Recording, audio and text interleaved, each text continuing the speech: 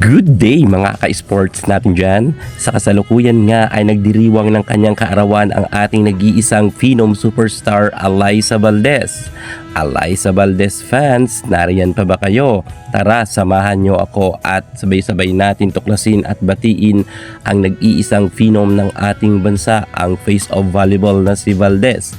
Isa sa mga pinakamaraming fans pagdating sa larangan ng volleyball at kita naman natin na isa siya sa mga tinatangkilik ng mga kabataan at nagiging idol si Alyssa at para makamit rin nila ang kanilang tagumpay someday. Si Valdez ay isa kasi sa magaling na volleyballista at higit sa lahat ay talagang napaka-humble niya.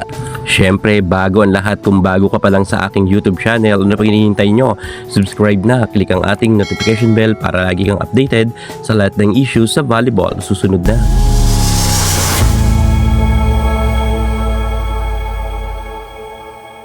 Parang kailan lang ang bilis ng panahon. Noon ay napapanood pa natin si Alyssa Valdez sa UAAP.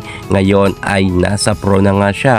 At eto nga, medyo malapit-lapit na rin si Valdez magretiro dahil padagdag na rin ang kanyang edad.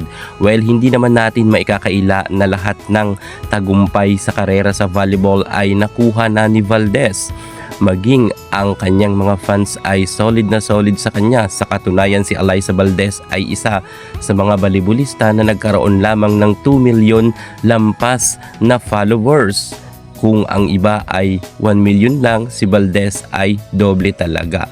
Sa dami ng kanyang fans ay kahit saan pumunta si Alyssa or maglaro ng volleyball ay full support nga ang kanyang mga fans. At hindi rin natin makakaila na isa nga si Alyssa Valdez sa inaabangan ng karamihan na makita para magkaroon nga sila ng larawan na kasama ang nag-iisang phenom Alyssa Valdez. Kaya't ngayon kanyang birthday, sa mga fans dyan ni Alyssa Valdez, sabay-sabay natin batiin ang nag-iisang phenom ng happy birthday. Happy tayo sa karera ni Alyssa Valdez at kung ano man ang kanyang mga desisyon sa buhay ay atin na lang suportahan muli. Happy birthday, phenom Alyssa Valdez.